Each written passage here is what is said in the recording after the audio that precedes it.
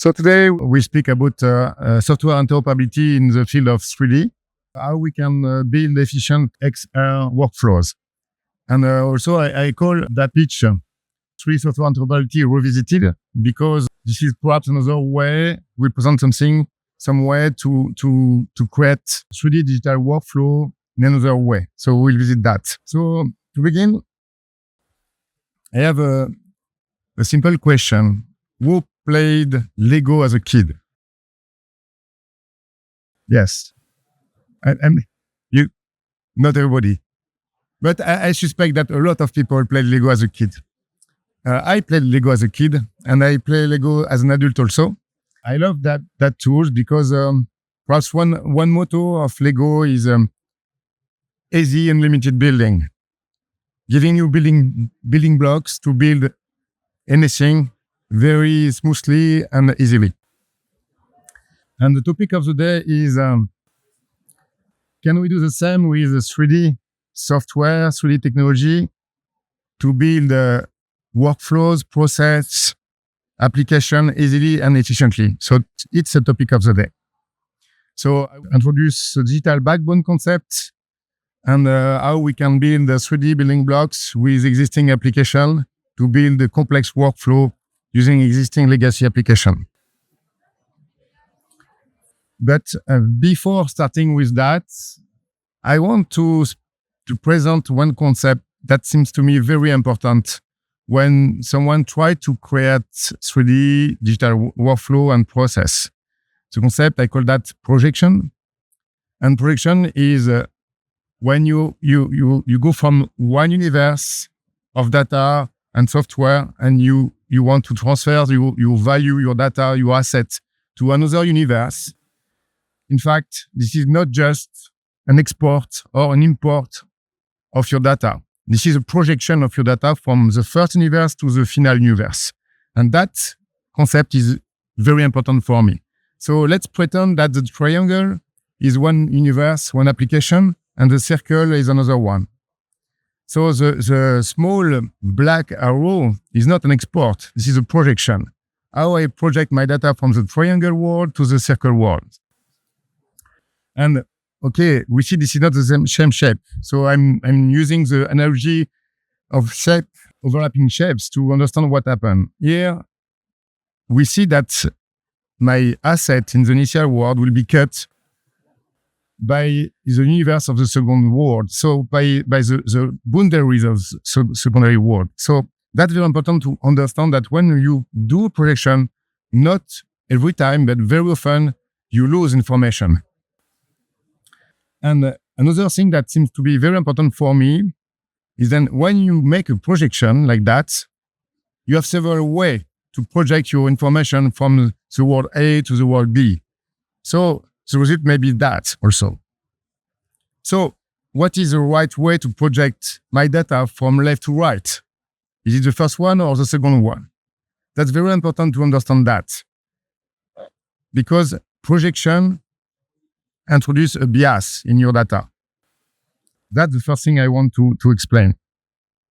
And what we can say is that changing your asset from one world to another world tends to reduce the quality of the original data. Perhaps it will not impact the final usage of your data, but in general, you reduce the initial information. Secondly, let's pretend now that we will use that several times. I suppose that cake has been cut several times and that we lose information on that cake, obviously. So what happens if we do that? We go from word triangle to circle to rectangle. So we have two projections. And here you can see that we have an infinite possibilities as a result. So now, let's suppose that we have on the left Autodesk Alias software that exports my asset in FBX. And then we import in Blender that FBX files. What happened? We have two projections from Alias dataset to FBX that is not the same universe, and from FBX to Blender that is not the same universe once again. So here we can question what will happen to my data. the same with all combination of software. You can use that CATIA, for example, I can use an external tool to convert CATIA information to OpenUSD, for example, and that's not the same universe once again. So yeah, you have a projection, you have a bias, and then you go from OpenUSD and go to Unreal, for example, and use Unreal importer, and once again, you have a bias. Perhaps all will be fine for your specific application, and in that case, it's fine. But you must take care of that fact that the projection from one world to another one may reduce the quality of your information. So the idea behind that is perhaps it's a good thing to take control over projection and don't let other people, other companies do that thing for you. When you are using the exporter from CATIA to USD, that's not your code. That's not your projection. That's the projection of the software editor. When you are using the importer, the USD importer in Blender, that's some developer in the community that developed that importer with its own way to see the projection. Perhaps it will fit your needs or not, but you have to take care of that. So my motto here is don't let others define your projection strategy, because this is your data transformation and this is crucial for you. This is strategic in 3D workflows. And another consequence of that is that we have seen that if you are using an intermediate file format like FBX, for example, or USD, you add a projection step. Look, you may introduce more artifacts on your data. So you must keep that in mind, that if you choose to store all your information in OpenUSD or FBX, you have a first projection to go in that uniform world. And then perhaps you lose information, and then you go from that standard world to other specific worlds. And once again, perhaps you will lose information. So you have to be careful when you are doing projection. We have to be careful to take care of our information when we are doing that. The problem, you may say, is that, okay, but interoperability is a very complex problem, finally. It's not just, let's import my data, it's okay. No, it's more complex than that. And writing importer or exporters is not so easy. I'm sure a lot of people here have tried to write importer or exporter by themselves. We all know that if you do that, this is very difficult to implement something that is working for you. So when I'm saying, don't let other people take the control over your projection, I'm saying, okay, so develop your own projection, but you can say, but this is very difficult. So how we can deal with that? The idea, can we bring something, a platform that may help developers that are creating workflows and process to build their own projection strategy, to build complex workflows for industrial needs? So that's the main question. And here we try to answer to that question. And we introduce the digital backbone concept. The idea is to transform software, legacy software, existing software as building blocks and connect them in a common world, on a common platform in which it will be very easy to connect them and create our own projection. The idea is to avoid problem of language. Let's say, I can use that abstraction to say that each software has its own word, its own API, its own way to discuss with the developer. And the developer that needs to create projection by himself, it's very difficult for him to make the projection because he has to deal with two different kind of problems. The first one is digital infrastructure, software infrastructure, all the technical needs to drive the projection. And the other problem is the business logic of my projection, how it works, what is the strategy of projection. And what is very interesting is the strategy of projection. This is something that fit my need. This is my personality. This is the way I want to project from, let's say, alias to VRED, for example.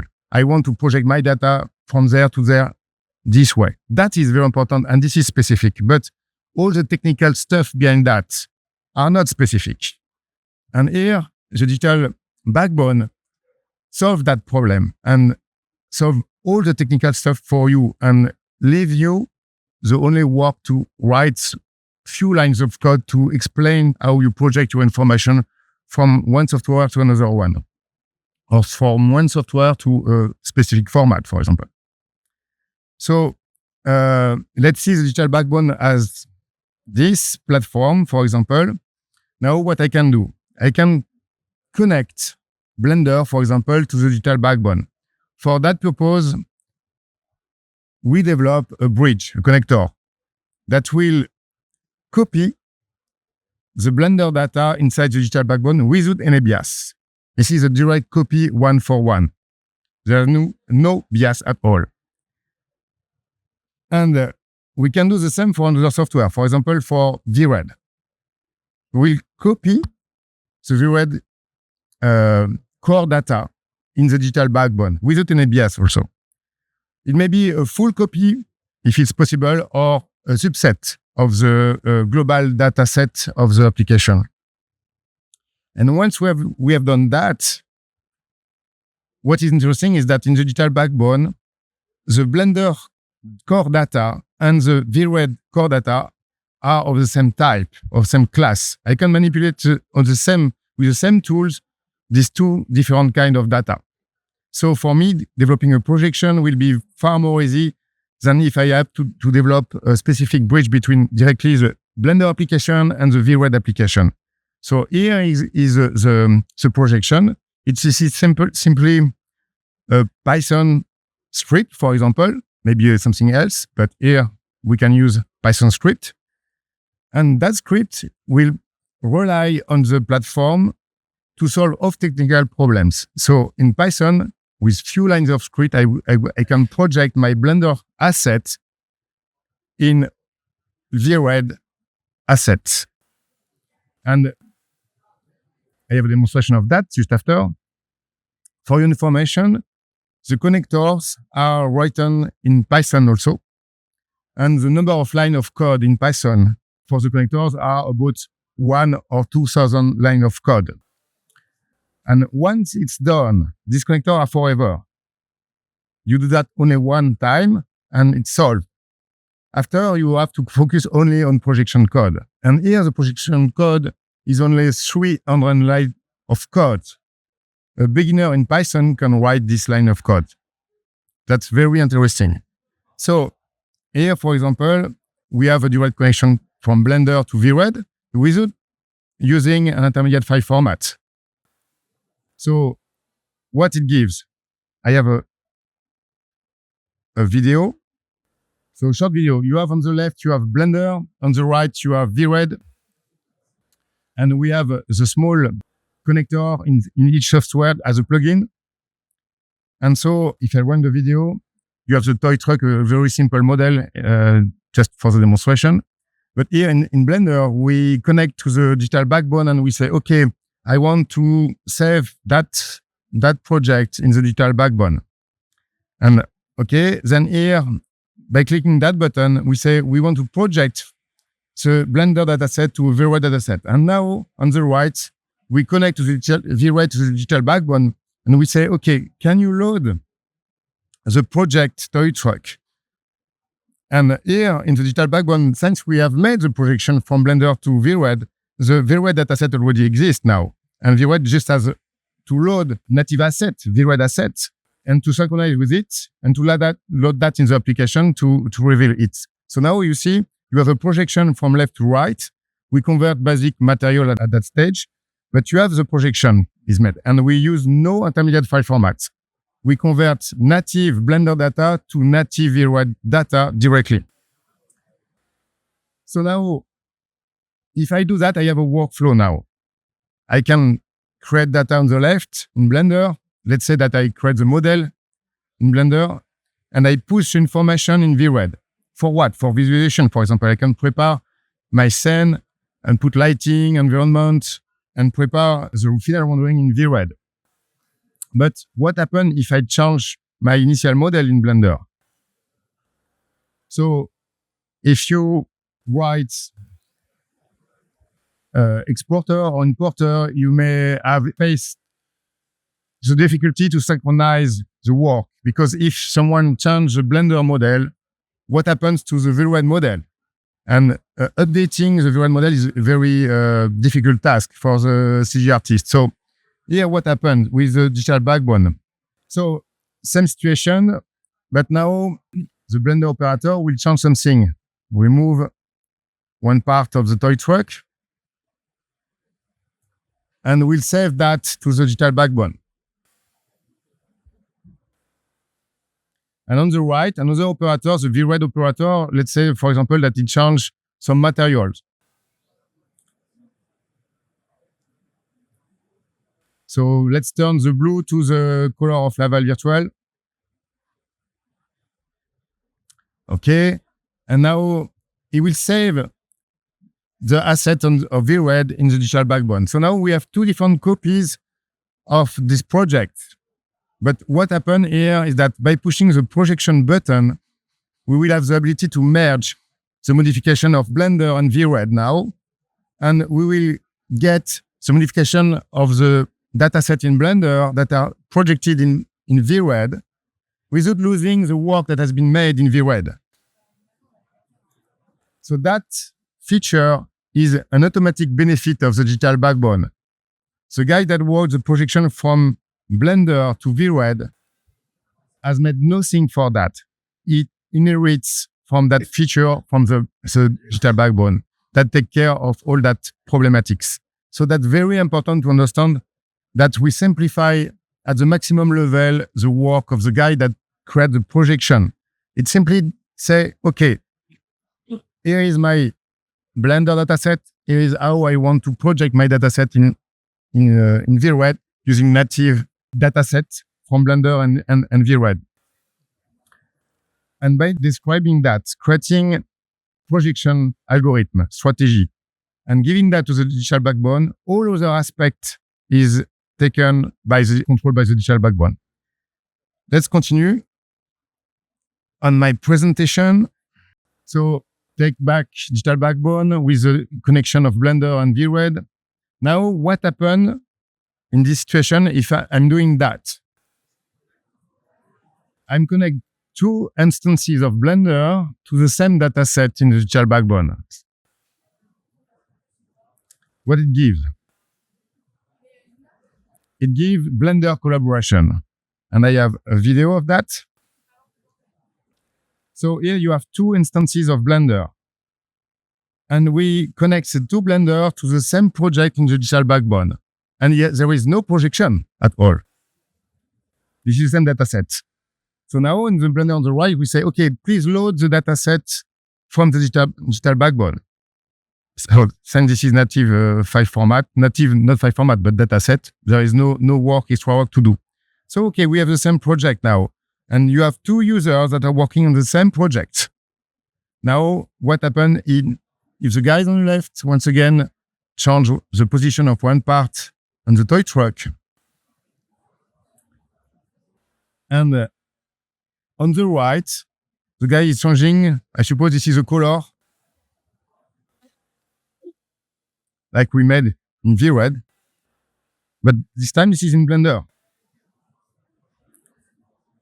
If here the two users push their data changes in the digital backbone on the same project, there is a divergence in terms of data modification that are taken into account in the digital backbone.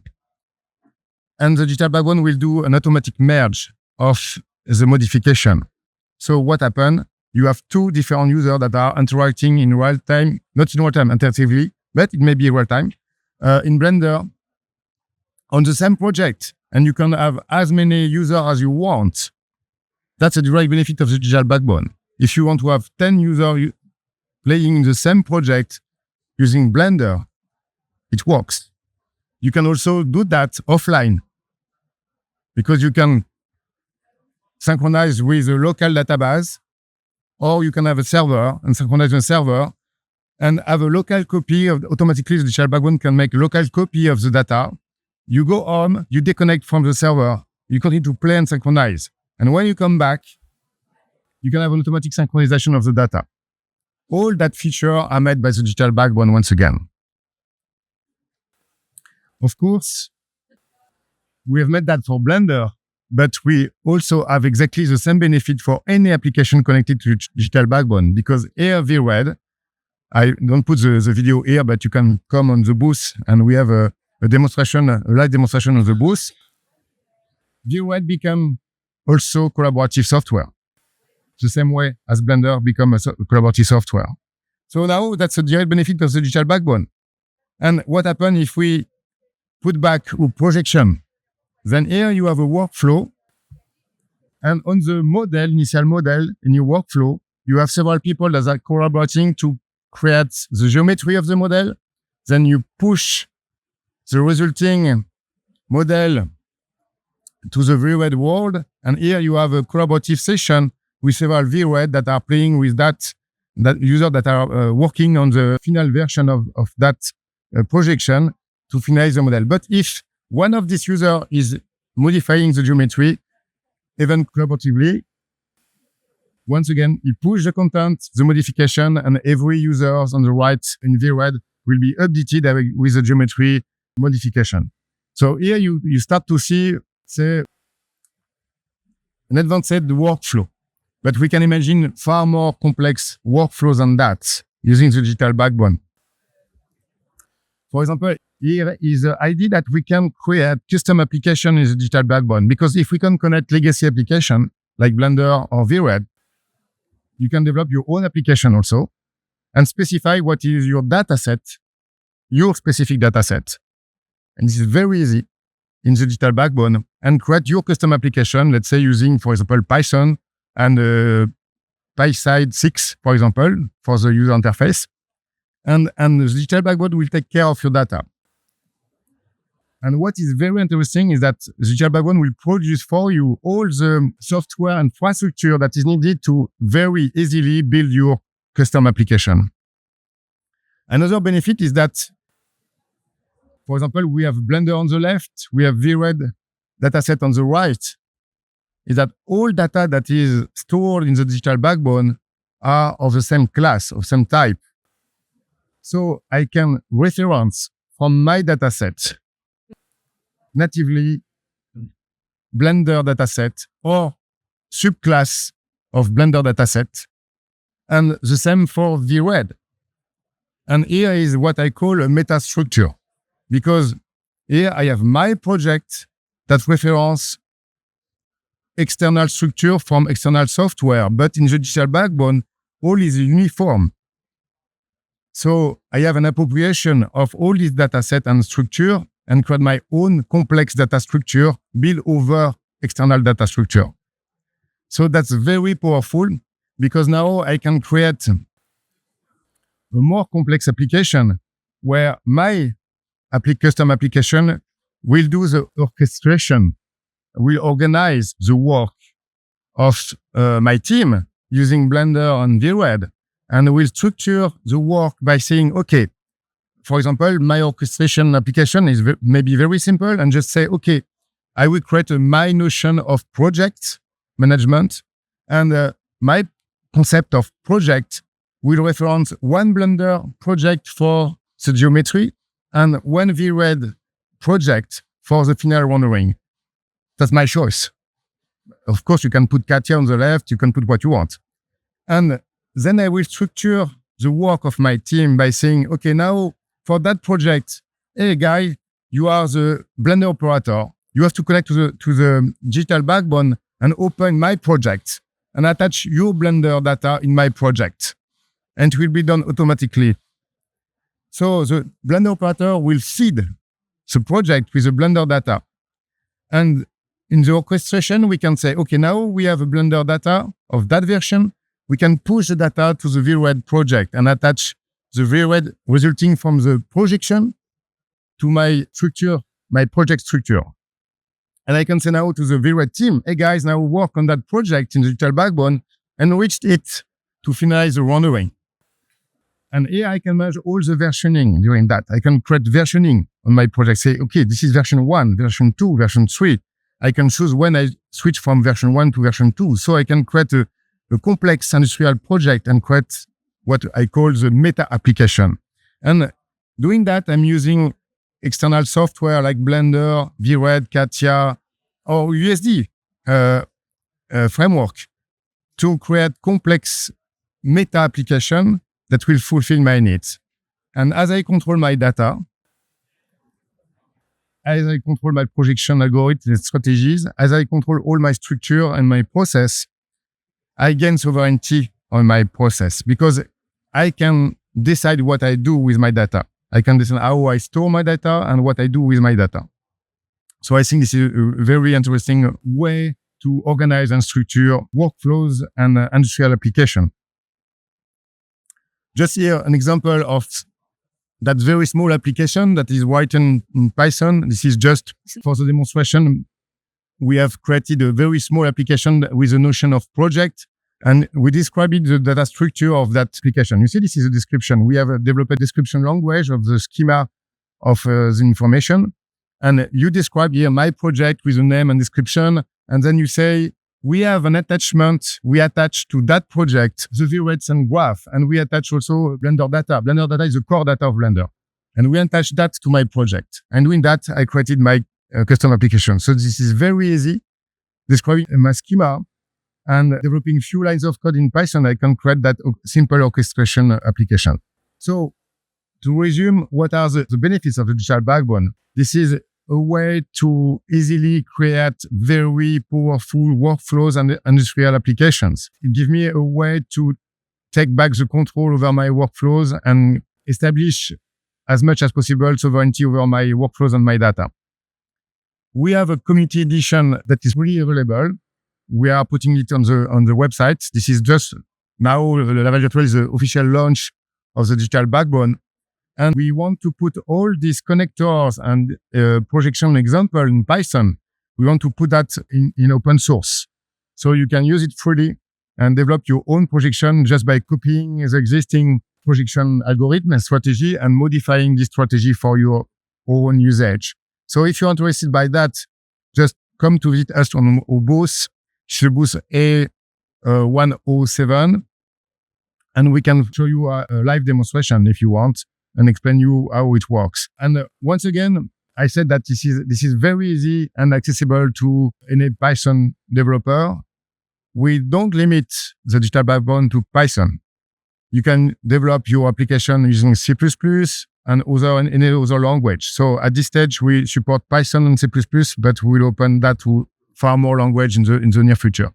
So if you are interested by that, don't hesitate to come and on our booth, or to visit our website. The URL is lumiscaphe.com/digital-backbone. Very soon, you will have access to the free download and access to the open source code to play with it, at least for Blender and VRED. We plan to put also direct connectors for USD, for example, maybe very useful just to play with USD, but also for Katia. Alias Studio probably will test it also, and we will continue to develop some bridges. But if you want, you can also by yourself create your own bridge and own connectors and own projection strategy. This is very easy to develop. So here is the story. So do you have any question? So now you have experience with VRED. Just for example, you're talking about VRED with Blender together. But do you have a plan to next step to import some of the file from the Katia or Unreal Engine or Unity or something? Do you have any your roadmap to produce? Yes, of course. This is not limited to to VRED and Blender. Of course, this is just the first connectors that we developed, and we plan now, in fact, to develop connectors, bridge, and connect Katia to digital backbone, but connect also Unreal, USD, all. We have no limits, in fact. We have no limits, just human time limits. But as I said, it took between, let's say, 2 weeks for an advanced engineer to develop a connector from a new software to the digital backbone. Of course, the software must be open. We must have a SDK, an API, or something to connect the core data of that legacy application to the digital backbone. But if it exists, then this is 2 weeks, perhaps 3 weeks maximum of work. And when this is done, when you have done the connector, it's forever. Perhaps if you have a new version of the application, of the legacy application, you have to upgrade your bridge, but this is very small modification. So this is that's what is very interesting, is that we plan to put the maximum number of connector and bridge accessible in the community. So you have to just download the bridge and just concentrate your work on the projection and workflow. That is far more easy than creating the bridge. So anybody can create a bridge, but it's far more difficult than creating projection now. So, but it's not so difficult. It's possible because digital backbone simplifies the work in any case. So next one will be perhaps, we have to decide, but perhaps USD connector or Unreal Engine connector, why not? Or perhaps Katia connector, we'll see. For example, for Katia connector, probably it will not be free because we have to pay for SDK, maybe a license to pay to deliver that. So it depends. Sometimes it will be not free because there is something to pay. But the idea is to open the digital backbone, the 3D digital backbone, to as many people as possible, and to create a community around that, to share what you have done. If you create a projection algorithm or a connector, you're welcome to put it on the website and to share that with other people. Hi. The other question is, I see your backbone is just either standalone platform or just it's an idea only. It's a real software platform or just is your vision. You need the digital backbone? Backbone is a software platform, just either Lumiscaphe, Virtual 3D platform, or just it's a connection. The digital backbone is like a framework, an SDK, in fact, that make it easy for developers to integrate these development tools and develop their connector over that. For example, if you are in Blender, you have an add-on in Blender that creates a bridge with a digital backbone.